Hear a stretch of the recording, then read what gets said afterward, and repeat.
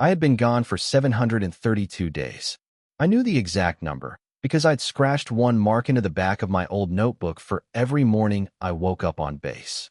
Each line meant I was one sunrise closer to home. When you're deployed overseas, your whole world shrinks into a handful of routines. Wake up before dawn, gear check, patrol, eat whatever is on the tray, write letters you're not sure will ever arrive. You learn to live inside your head, because that's the only safe place left. And inside my head, there was always one image, my wife, Megan, standing in the doorway of our house, smiling through tears as I walked up the porch. In that daydream, she'd run to me before I even reached the steps. I'd drop my duffel bag, catch her in my arms, and feel the weight of those 2 years melt away. Inside, the house would smell like fresh coffee. The kitchen window would be open, letting in the crisp air from the apple orchard behind our backyard. I'd sit at the table I'd built myself, listen to the wind in the trees, and remember what it meant to feel at peace. That was the picture I carried. That was what got me through the sandstorms, the night raids, the sound of mortars in the distance. That was what made it worth it. But when the bus finally pulled up to my street, I realized reality wasn't following my script. It was late December, but the Christmas lights on our porch weren't there. Megan used to insist on hanging them the day after Thanksgiving. White and gold bulbs, a little crooked because she'd always rushed to get them up. The lawn looked neglected, the flower beds bare and overrun with weeds. Even the welcome mat was gone, replaced by a plain, store-bought one that said live, laugh, love in big block letters. Megan hated those cliché signs. I told myself she must have been busy, that maybe she'd been going through a rough patch while I was away. I tightened my grip on my duffel bag and climbed the steps, my boots making the wood creak just like I remembered. I knocked once, twice. My heart was racing, stupidly nervous, like I was about to meet her for the first time all over again. The door opened. For a second, I thought I had the wrong house. Megan stood there, but she wasn't the Megan I'd left behind. Her hair was shorter, styled in soft waves I'd never seen before. She was wearing a deep red dress, something elegant, like she'd just come from a party. Her makeup was done, eyeliner sharp, lips painted a dark plum. Megan never wore lipstick that bold. She used to joke she was a chapstick kind of girl. And then her eyes. There was no spark in them. No warmth. "Mitchell," she said. Her voice was calm, almost too calm. "What are you doing here?" I laughed, because the question was ridiculous. What am I doing here? "Megan, I'm home." She didn't smile. She didn't move to hug me. Instead, she looked at me the way you'd look at a stranger on your porch. "This isn't your home anymore." The words didn't land right away. It was like my brain refused to translate them into meaning. "What do you mean, not my home?" "This is our house, Megan. I built it. You remember that? I spent weekends after work putting these steps together, painting these walls with you." She shifted her gaze away from me, staring somewhere over my shoulder. "While you were gone, I changed the title. The house is in my name now." Her tone was flat, almost rehearsed. I blinked. "You changed the title? Why? What the hell are you talking about?" She let out a short breath, not quite a sigh, not quite frustration. "I needed stability. You're always gone, Mitchell, and I didn't know if you'd even make it back this time." The air felt colder. My hands tightened around the strap of my bag until my knuckles ached. "That's your reason? You thought I might die, so you just what? Took everything we built and made it yours?" She flinched at my tone, but didn't answer. Then, behind her, movement caught my eye. A man appeared in the hallway. Broad shoulders, dark hair, wearing one of my old t-shirts, the faded navy one from our first trip to the coast. "Everything okay, Megan?" he asked, his voice casual, but his eyes were measuring me. Megan stepped slightly to the side, not introducing us, not even looking at me as she said, "It's fine, Paul. Just give us a minute." Paul. The name hit like another punch to the gut. I looked from him to her. My mind was scrambling, trying to piece together the missing months. The unanswered letters. The last video call where she said the connection was bad and hung up after 5 minutes. "How long?" I asked quietly. Megan's eyes darted away again. "Mitchell, you've been gone a long time. Things change." That's not an answer. My voice was lower now, heavier. "How long?" She hesitated. "Too long. About a year," she said finally. "I met Paul through friends. We grew close. I didn't mean for it to happen, but..." I held up a hand. "Don't." The porch suddenly felt too small, the air too thin. My pulse pounded in my ears. All I could hear was her voice in those letters. The ones where she swore she missed me, where she promised she'd keep the house warm for when I came back. "You moved him into my home?" I asked. Her silence was enough of an answer. I looked past her shoulder, into the hallway where the pictures we'd hung together used to be. The frames were still there, but the photos were gone. In their place were generic landscapes, mountains, beaches, the kind you buy in bulk at a home goods store. Like they'd erased us. I realized then that I was standing on the same porch I'd left from 2 years ago, but I was already on the outside. I could have walked away right then. But as I looked at Paul, standing there so sure of himself, and Megan, who couldn't even meet my eyes, something inside me shifted. I wasn't going to yell. I wasn't going to beg. I wasn't going to make a scene. If they wanted to act like I didn't belong here, fine. But they had no idea who they were dealing with. Because the one thing the military teaches you better than anything else is patience. And I had all the time in the world. I didn't sleep that first night back. Not because of jet lag. I'd gotten used to crossing time zones without missing a wink. No, this was different. My body was tired, but my mind was running a marathon I hadn't trained for. I ended up in a motel 2 towns over. Cheap place, buzzing neon sign, paper-thin walls that let me hear every truck pulling in and out of the lot. I lay there staring at the ceiling, replaying the scene on the porch again and again. Her voice, flat and distant. His face, smug and certain. The way my own home had looked at me like I was a stranger. In the military, you learn to process intel before making a move. You don't just charge in. You gather information, you watch patterns, you figure out the lay of the land. And I realized I didn't know my own battlefield anymore. So I started small. The next morning, I drove back into town, parked a few blocks from the house, and watched. Megan's car was still in the driveway. Paul's truck, a big black Dodge Ram with oversized tires, sat right beside it. Around 8:30, they both came out. She was dressed in workout clothes, hair pulled back. He was in jeans and a flannel shirt. They kissed, quick, practiced, and drove off together in his truck. That told me 2 things. He wasn't just staying over, he was living there full time. Megan had no problem showing it to the world. I sat there until they were gone, then drove past the house slow enough to take in the details. New patio furniture on the porch. My old rocking chair was gone. The curtains were different, brighter, more modern. Everything that had my fingerprint on it was slowly being erased. And that stung more than I expected. I could have gone to a lawyer right then. I could have shown up at the door with every bit of proof that the house had been ours. But no, that would have been too easy for them. They'd play the victim, spin it like I was the bitter ex-soldier who couldn't move on. Instead, I decided to disappear from their radar. For the next week, I stayed in that motel and learned everything I could. I talked to people at the diner, to the guy at the gas station, even to Mrs. Perkins, the sweet old lady who used to live 3 houses down from us. I didn't have to ask much. In a small town, gossip finds you. Turns out, Paul wasn't exactly the model citizen he pretended to be. He'd bounced between jobs, had some debts, and was known for finding opportunities when people weren't paying attention. And Megan? She'd been seen with him months before she admitted anything to me. I can't say I was surprised, but hearing it confirmed was like having the final piece of a puzzle snap into place. Then, on the 8th day, I caught my break. I was sipping bad coffee at the diner when I overheard 2 women talking in the booth behind me. "Did you hear about Megan's open house?" One of them said. I froze. "Yeah," the other replied. "She's got a realtor coming next week. Says she and her partner are thinking of selling and moving closer to the city." My grip on the mug tightened. Selling my house. My home. I paid my bill and left without touching the pancakes I'd ordered.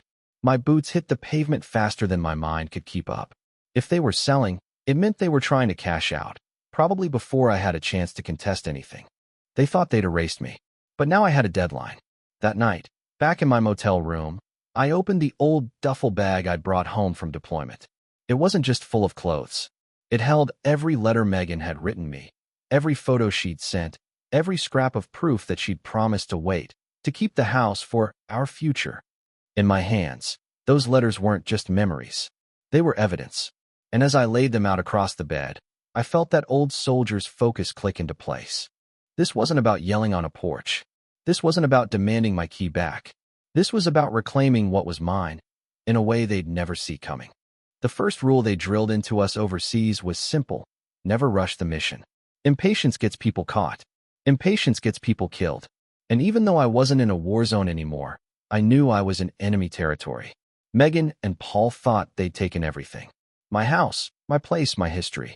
But they didn't know the man they were dealing with. I'd built that home with my own hands, and I knew every beam, every board, every little imperfection in the walls. I also knew the paper trail, the bank records, and the fact that there were some things in that house they hadn't yet touched. Things they didn't even know existed. Before I could make my move, I needed to get back inside. I started by showing my face in town, just enough to be seen. I'd go into the diner, buy coffee at the gas station, browse the hardware store. Word travels fast in a small place, and I wanted it to travel to Megan.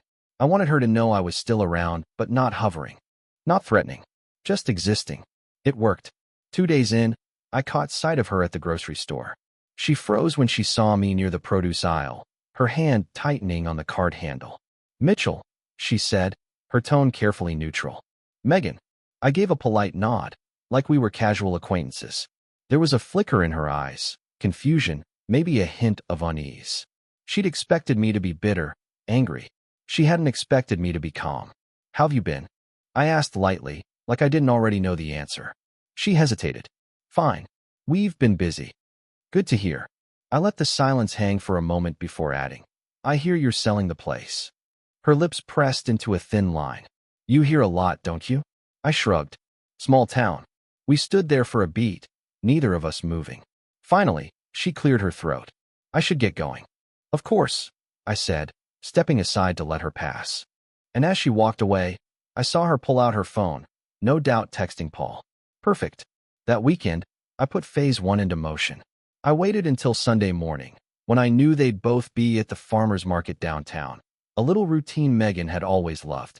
I drove past the house once to confirm their cars were gone. Then I parked 3 streets over and walked the rest of the way, hood up, hands in my pockets.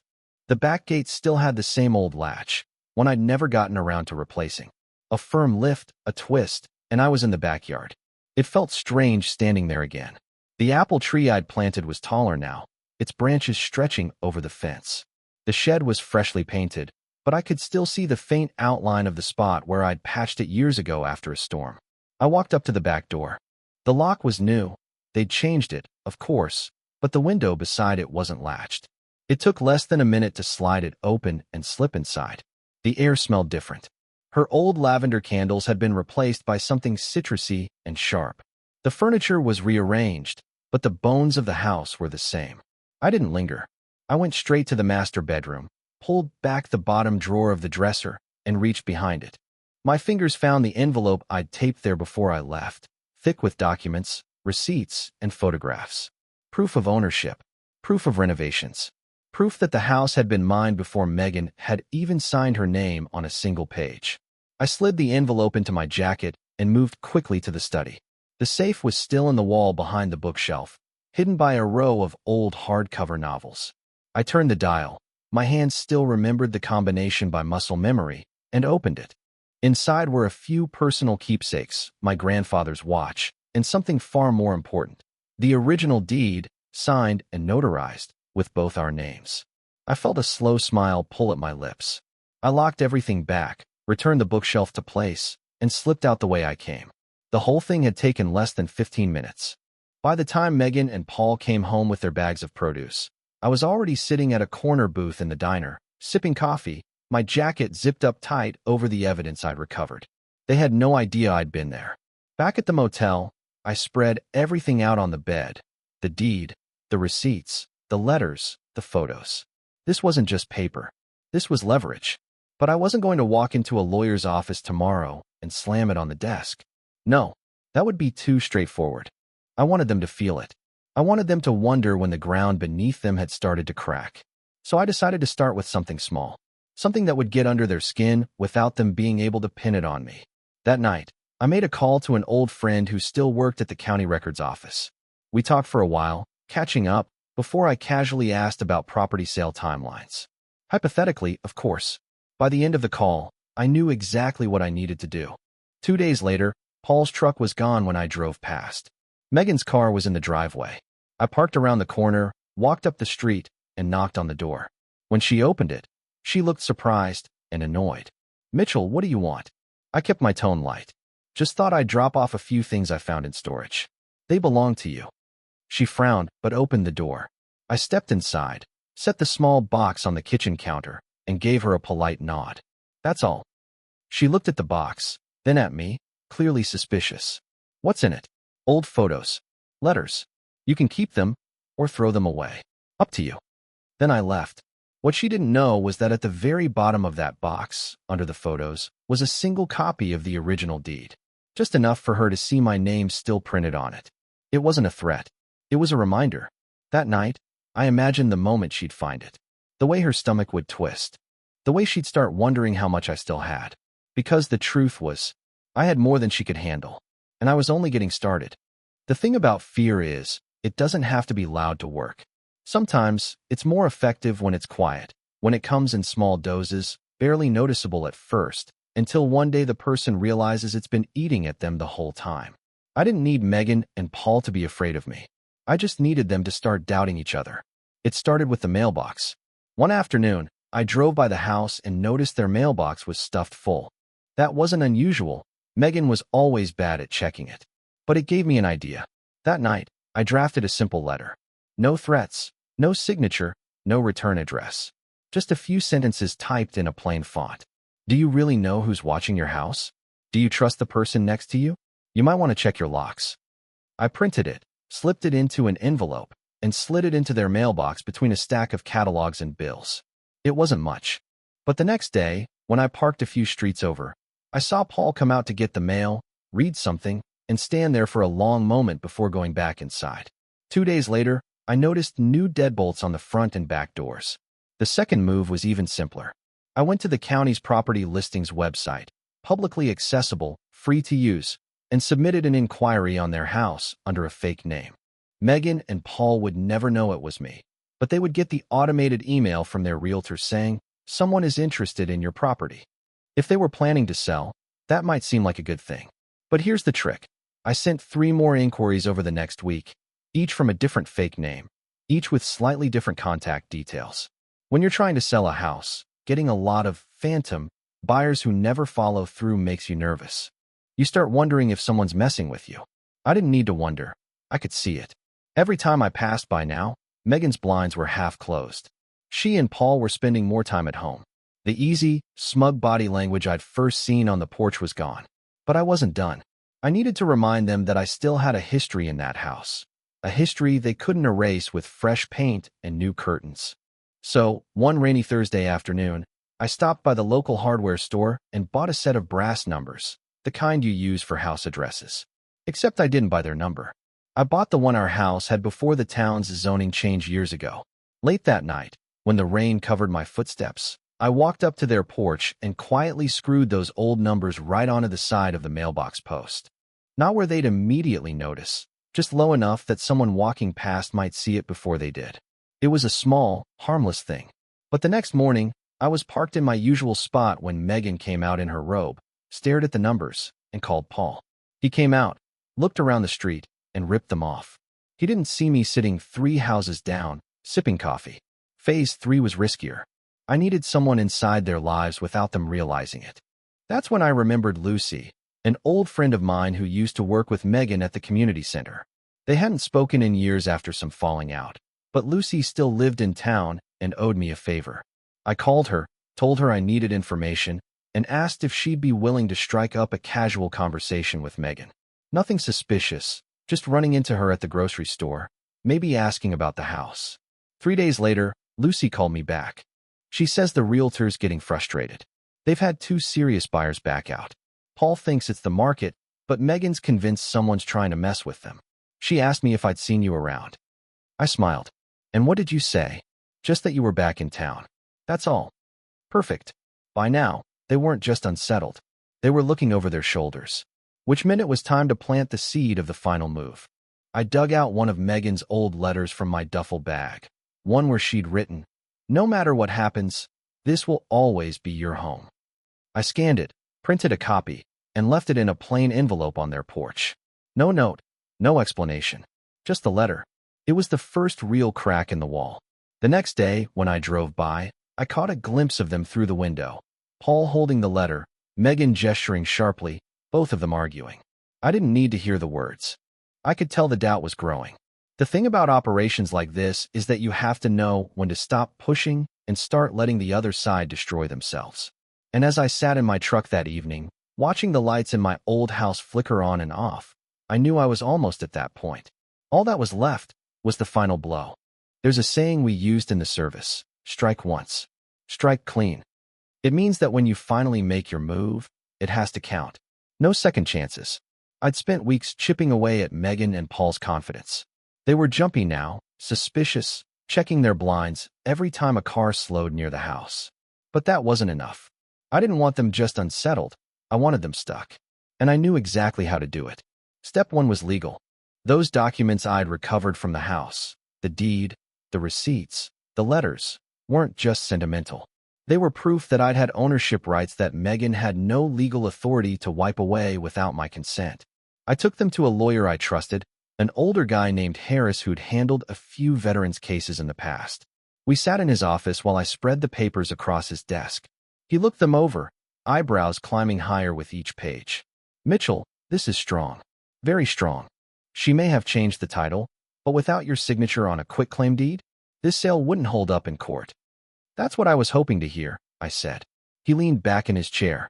"If you want, we can file an injunction to freeze the property sale immediately. They won't be able to take a single step forward until the dispute is settled." I smiled. "Let's do it." Within 48 hours, the paperwork was filed. The county clerk's office placed a legal hold on the property. Megan and Paul wouldn't find out until their realtor tried to schedule the next showing and hit the wall. Step 2 was psychological. I wanted the news to come to them in the most frustrating way possible, not with a call from me, but from the person they were counting on to sell the house. It happened on a Tuesday afternoon. I was parked across from the diner when I saw Megan's car pull in.